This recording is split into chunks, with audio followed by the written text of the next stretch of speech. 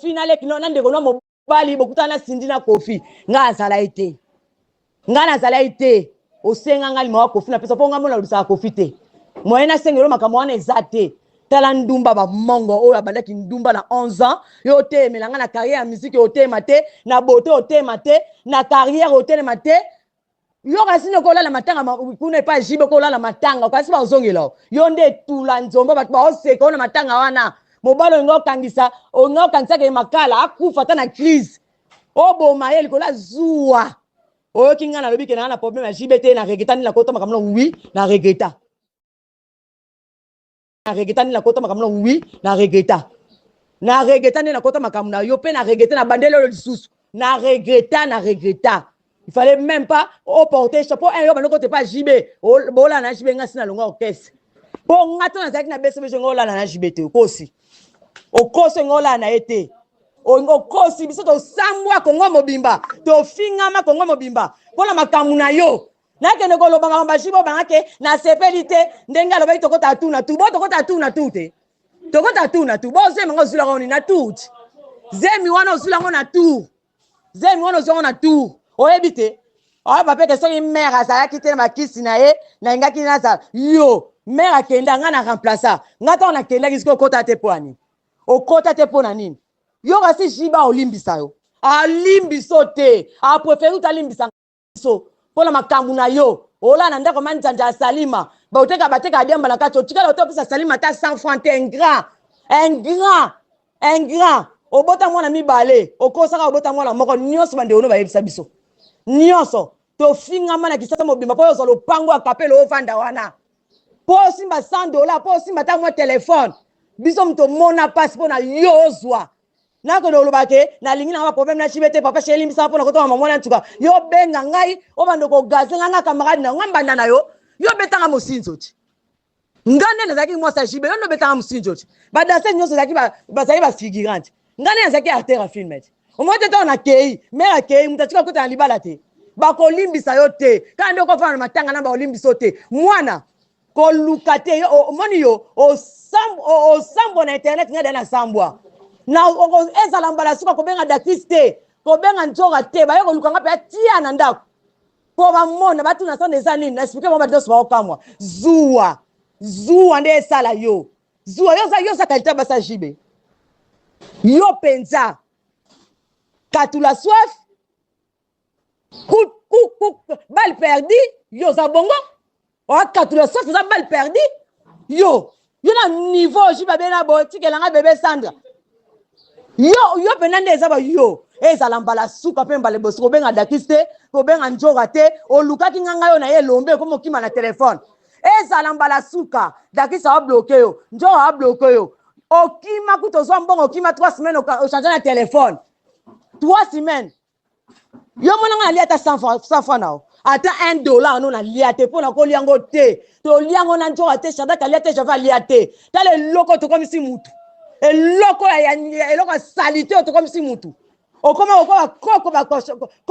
bakoko ba juif bakoko ba libanais couleur ezate bana acheter otanga na leki langa Irene awa Irene otanga na 30 kasi ko se jibe age biso ko biso baba ngumbo ko sa age note ko banda kala osala kala ezala mbala suka na sala émission na otanga komono na nko amona batalelo otininga sina sala émission na otanga komono na nko ozwana na vie eza biso ko vana yo pango na eza biso polata na elamba kozongisa kabelo eza biso mafuta osa toko ota vitamine okoma kwa mabunde kwa beri eza biso omoni koto tiemusa po tena lisoko akoba oyebi ngai te na kwesa ba lion ebongo yo nchinchi yo osakana nga toko tuna na internet émission ya sali songa na finga ko na nini oya kokotelanga tokota tuna tu ozwaki zemi na tu ozwaka zemi na tu po ozala mwa merde mère akenda nga na kota inane 6 mois mutachika la mère azate oza balle perdue balle perdue à JB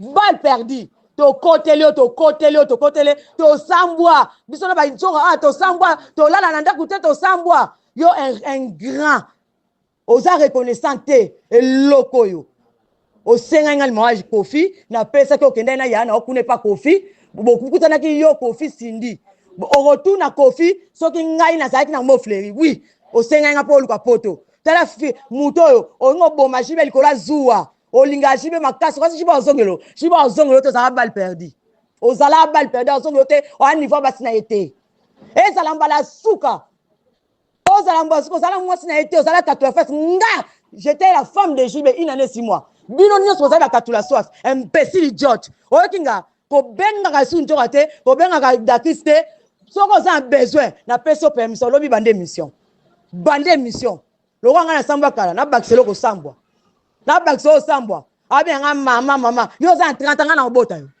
ona 30 nga na obota nga na age na ba ko tanga misapite so yi mubale nga simba nga na kilimba papa mama le clamson na ko funda mama mbalo azo simba ngai yo funda te yo sepela na ngoti ofunda te un grand irreconnaissant zoba comme na 30 ans te kangami ozonga ka na za mine ezala mbala suka na kotanga komono swati nga kobla tuno komono na émission ezala mbala suka kobenga njora te kobenga dakiste ba ndeko na ote kobenga ka bango te un grand na ono so saleli yo na vie yo moni ozo so obe nga yasa na sale émission na sepeli te ndo tangi komono ngai e bongo kota na tuni ozula asem na tuni oai madame te ozai madame te totika mabala kala yo fana na ete poani abala ka te poani bo fana na mwana ndak mo te poani poza balle perdu ezala mbala suka pe mbala liboso ocha ni dim na église na biso ngala lia ni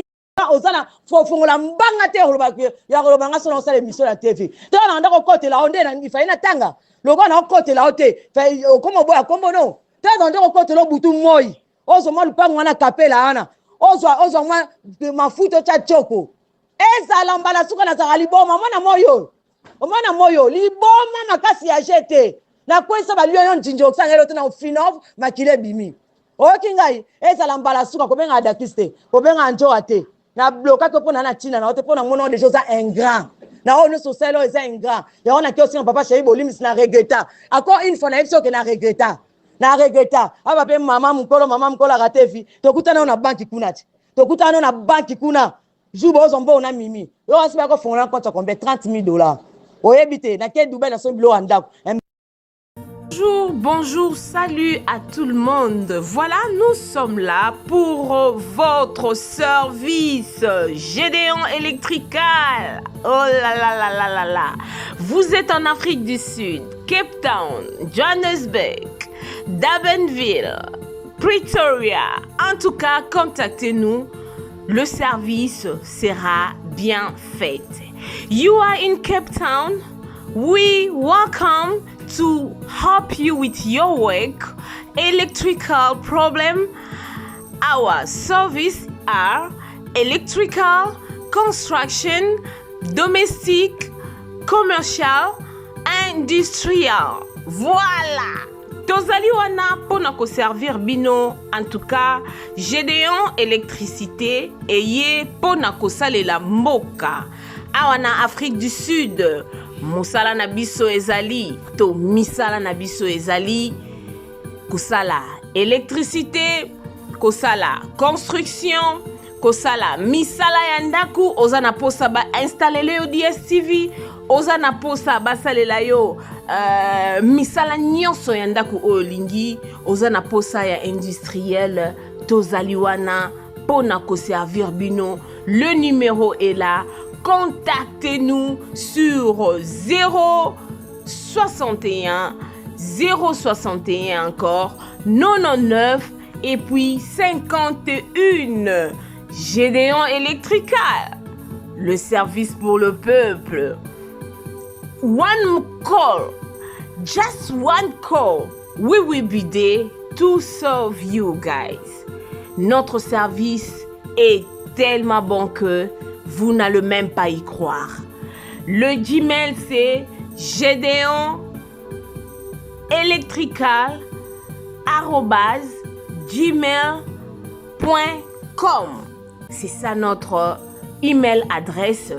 Si vous voulez nous contacter par email, si vous voulez avoir beaucoup plus d'informations, n'importe quel genre de travail que vous voulez que Gédéon Electrical Service puisse faire pour vous, contactez-nous sur 061 061 99 et 51. Merci beaucoup et nous vous souhaitons de bienvenue. Nous sommes là pour votre service. Que Dieu vous bénisse abondamment. Voilà, c'était là, moi votre humble servante, Mama B52, la mignonne officielle. Et à la fin, vous allez voir M. Gédéon qui est là. Voilà, il est là. Naebite vidéo oyo ernime kokoma ekomela bino ezali Mama Joséphine, Mama Zozo nayebi bino solution oyo ezali solution ya ba problème na biso yango eza nini ba problème na biso yango eza ba problème ya santé eza ba maladie oyo eza kati na biso ma maladie telle que diabète, tension, AVC, prostate, ba hernie, ba maladie wana nyonso tout oyo ezo déranger biso, ba ménopause, mutu pasi, maladie nini, épilepsie, maladie nyonso tout oyo ezo déranger ndeko na yo, oyo aza pembe na yo ezo déranger mwana na yo, oyo ya cancer, oyo ezo déranger biso, solution yango yo na yeli yo solution ya ba produit na biso ya naturel, ba produit oyo ezali ba complément alimentaire, ba produit oyo ezali 100% naturel, ba produit na biso ya Occident. Ndeko na nga na yeli yo ba produit oyo eza juste biloko kolia oyo tozo ko compléter na nzoto na biso. Pourquoi? Parce que monde entier, monde déjà pollué.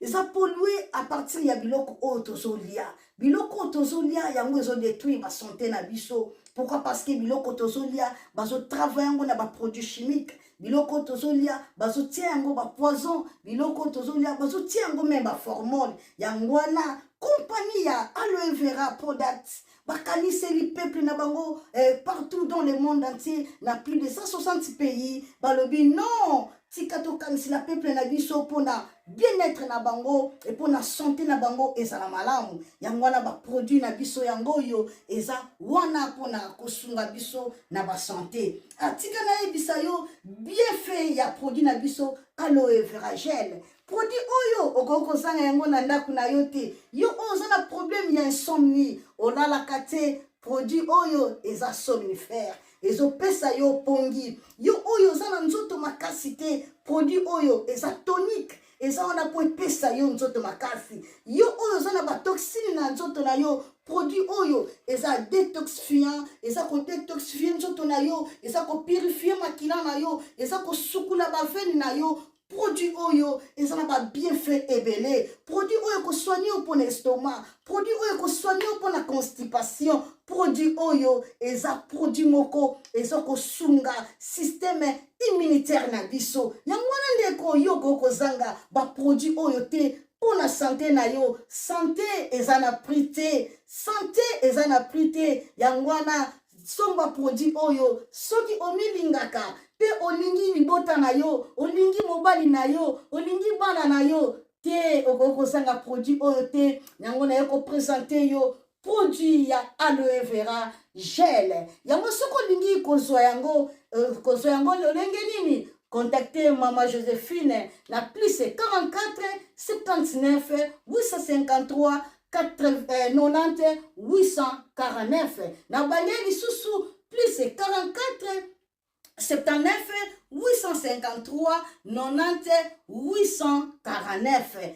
Tika nzambe apambola yo kozanga produit oyo te aloe vera gel.